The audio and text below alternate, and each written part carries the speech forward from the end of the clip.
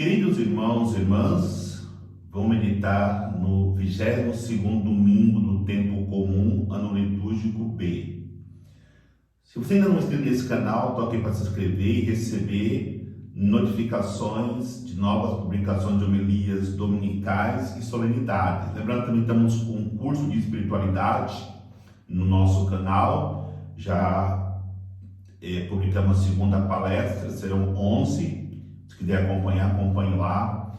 Estamos estudando os 7 grandes santos da espiritualidade, que são doutores da igreja. Mas, voltando aqui para a homilia dominical, nós temos como textos para reflexão, primeira leitura, do livro Deuteronômio, capítulo 4, versículo de 1 a 2, depois de 6 a 8.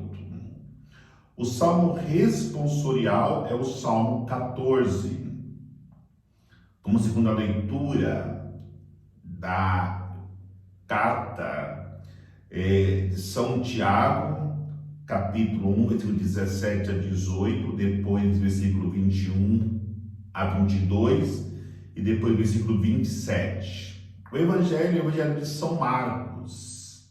São Marcos, capítulo 7, versículo de 1 a 8, depois de 14 a 15 e, por fim, de 21 a 23. Lembramos que iniciamos hoje, dia 1º de setembro, nesse domingo, o mês da Bíblia. As comunidades paroquiais, como dinâmica para iniciar o mês da Bíblia, costumam fazer com que a palavra entre solenemente na missa, tendo lá na frente um altar preparado para acolher esta palavra. Espiritualmente, nesse mês da Bíblia, nós devemos fazer com que essa palavra entre solenemente em nossos corações e os nossos corações sejam esses altares que acolhem solenemente a palavra de Deus, não só no mês de setembro, mas deixemos perpetuamente em nossos corações esse lugar de destaque, esse altar para acolher a palavra de Deus. Eu costumo fazer uma dinâmica para percebermos como está a nossa relação com a palavra de Deus, fazendo 3 perguntas. A primeira pergunta é: quem tem a Bíblia em casa? Quando eu faço essa pergunta na paróquia, 100% levanta a mão dizendo que tem a palavra de Deus em casa. Aí eu lanço a segunda pergunta: quem lê todos os dias a palavra de Deus? Aí, aqueles que levantam as mãos, ou que levantaram as mãos, já cai para menos de 50%. E a terceira pergunta que eu faço é: quem vive a palavra de Deus aqui? E aí cai para quase 0 a porcentagem. Então, o mês da palavra da Bíblia é para nos incentivar, animar, nos dar forças para que nós possamos não só ter a palavra de Deus em casa, não só lermos a palavra de Deus, mas vivê-la, colocá-la em prática em nossas vidas. E olhando para a liturgia da palavra, nós podemos dividi-la em 3 momentos. A primeira leitura, nós devemos olhar para as pessoas do Antigo Testamento. Ali, as pessoas tinham a lei como forças para ir ao encontro de Deus, que também era a palavra de Deus, os 10 mandamentos, as tábuas que Deus deu para Moisés, para que ele pudesse entregar para o povo. O segundo momento é no tempo de Jesus. Nesse tempo, no tempo de Jesus, além da palavra de Deus, eles tinham a lei que foi dada no Antigo Testamento. Precisavam obedecer a palavra de Deus. É o que nos ensina a segunda leitura.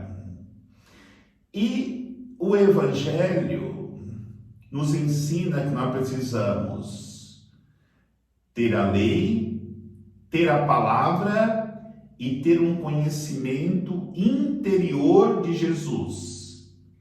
Esse conhecimento interior de Jesus só é possível quando nós o conhecemos pela Eucaristia.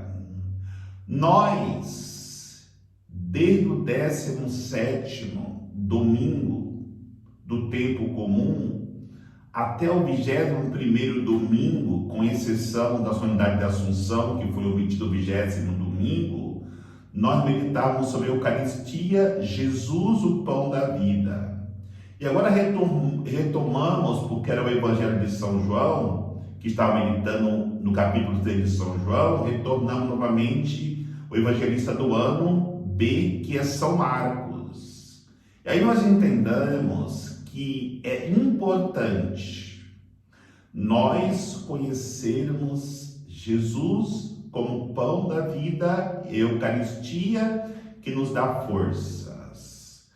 E aí podemos refletir que a nossa geração é a geração mais privilegiada, porque no Antigo Testamento o povo tinha somente a lei. No tempo de Jesus, que ele viveu no meio do povo, o povo tinha a lei e tinha a palavra de Jesus anunciada pessoalmente quando ele se apresentou como Deus encarnado. Hoje, nós temos a lei, os mandamentos, temos a palavra de Deus que está na Bíblia e temos a Eucaristia, para que sejamos fortalecidos nela, para caminharmos com Deus.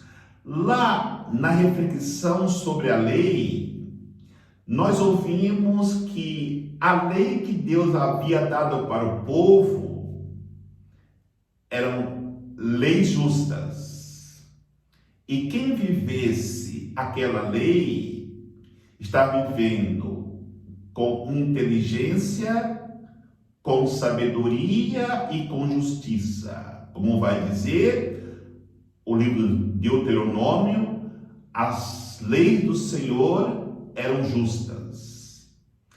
Talvez parece que não é muita coisa quando falamos que a lei do Senhor era justa, porque se apresentavam muitos povos com muitos deuses, esses deuses com D minúsculo, porque não existe outro Deus, unicamente o Deus verdadeiro, tinham leis que eram injustas, que castigavam o povo, que não deixavam que o povo tivesse acesso ao seu Deus. Não, a lei de Deus é sempre para poder tirar o povo de todas as dificuldades. A lei de Deus é para aproximar o povo do coração de Deus.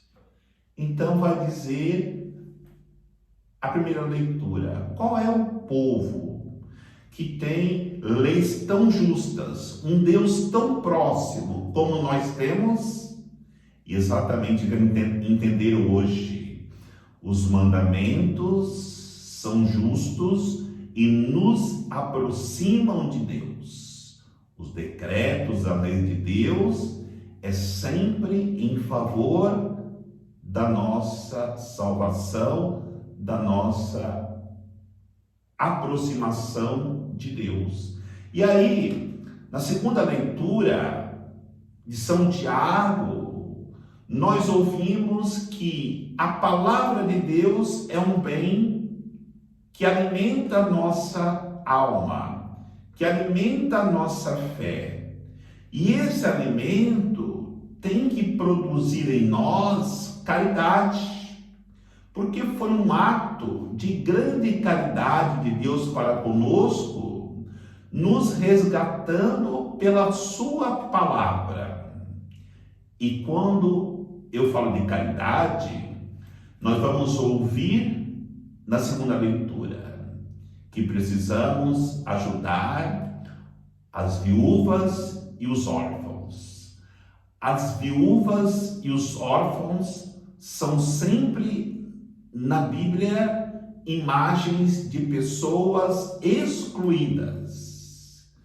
E aí temos que entender que a nossa grande missão para podermos experimentarmos Deus e consequentemente a salvação é irmos ao encontro dos excluídos. A palavra de Deus, a palavra de Jesus, quando ele viveu os seus 33 anos aqui como Deus encarnado, a sua palavra era sempre na intenção de ajudar os excluídos, aqueles que estavam afastados de Deus. E aí aprendemos a importância da lei, dos mandamentos. Aprendemos qual é a função, a importância da palavra de Deus em nossas vidas. Agora precisamos aprender no Evangelho como devemos conhecer a Deus. Os fariseus, os homens da lei, tinham uma preocupação muito grande com a higiene exterior.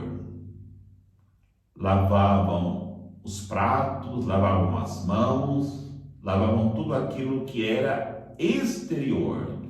E Jesus chama a atenção que a nossa preocupação maior não deve ser a purificação externa. Claro que devemos ter higiene, mas o que adianta termos uma higiene externa se o nosso interior não é higienizado para que nós possamos, com essa higienização do nosso interior, estarmos sempre com o coração aberto para que ali Deus possa estar presente, Deus possa habitar. Por isso, queridos irmãos, queridas irmãs, a higienização do nosso exterior se faz com a água ordinária, com o banho, com a purificação. A higienização do nosso interior é realizada com uma água extraordinária, que é a água do Espírito Santo, que ao nos submergirmos no amor de Deus, somos purificados no nosso interior. Lembramos que por mais que nós higienizamos o nosso corpo, ele vai perecer e vai ser sepultado para ser corrompido. Agora, quando nós higienizamos o nosso interior com a água do Espírito Santo, ele será purificado para a vida eterna. Qual é o caminho dessa purificação? Jesus coloca 12 realidades que precisamos evitar que entrem nos nossos corações. A impureza, a devassidão, o assassínio, a falta de juízo, a maldade. Serão como um rebanho de cavalos selvagens. Precisamos domá-los para que o nosso interior se torne algo ou uma realidade que jorre somente a graça de Deus, que quando está purificado, ali Deus age, tirando tudo aquilo que são cavalos indomáveis, como a ira, como a devassidão, como a impureza, como a maldade, como o assassínio, como a falta de juízo, e coloca ali um rebanho domado. O amor, a paciência, a fidelidade, a bondade, o perdão, a misericórdia, a compaixão.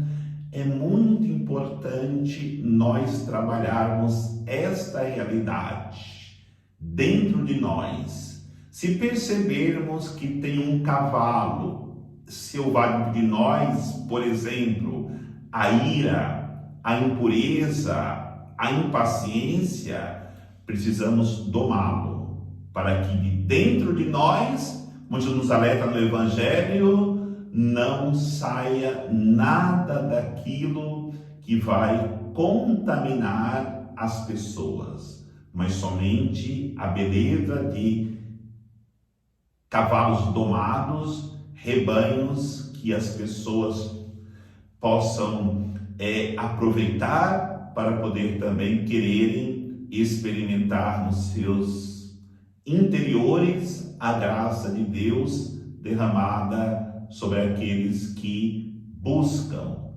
a salvação eterna.